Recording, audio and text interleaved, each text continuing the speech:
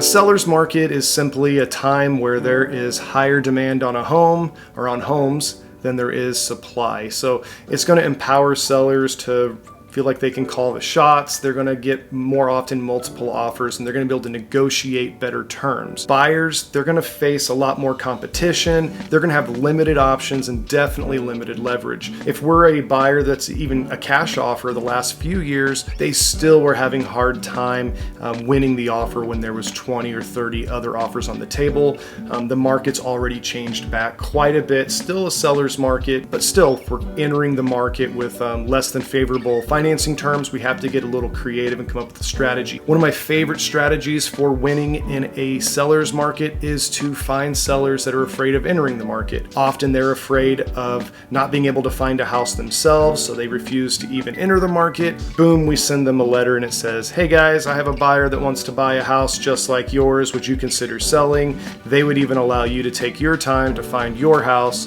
That way you don't feel the same pressure. And we're often able to win in those situations without other offers on the table, and the seller is excited to enter the market without having to overcome the emotional obstacle they were dealing with. What I would say about it is that I believe there's opportunities in every market, so we just have to develop a strategy and play the market the way the cards are dealt that week, and we've always been able to find opportunities in every market. So how do you know that you are in a seller's market? Well, if the homes are sitting on the market longer than 90 days, that's going to be a balanced market. Anything over 180 days on average is when it becomes a buyer's market. So anything that's less than 90 days is a seller's market. And for the last 3 to 5 years, they've been selling in 2 weeks at most on average, let's say, which means we've been in a very, very, very hot seller's market. Now, I've been doing this business for 20 years. Most of that time, it has taken 3 to 6 months to sell a house. So keep in mind that that's the case, that we are still in a seller's market, even when it's taking 3 weeks to sell a house. I know that feels like a big knee-jerk reaction, or it feels like, we went from 100 miles an hour to 55, but we're still a long ways from even a balanced market where both parties have kind of equal leverage and equal opportunity. One of the ways we can win, though, in a seller's market as a buyer is to find homes before they're ever listed. So you got to remember, there's a lot of sellers that are afraid of entering the market.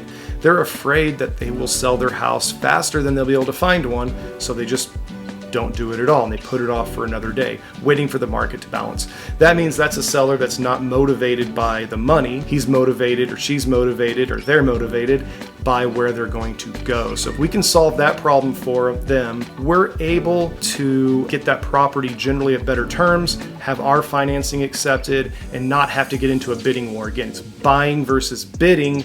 And I think it's a great strategy. So if you're thinking about buying, reach out to us immediately. That way we can get that process started, and we can go ahead and get those conversations going so you have first opportunity to buy those properties before you have to bid on them.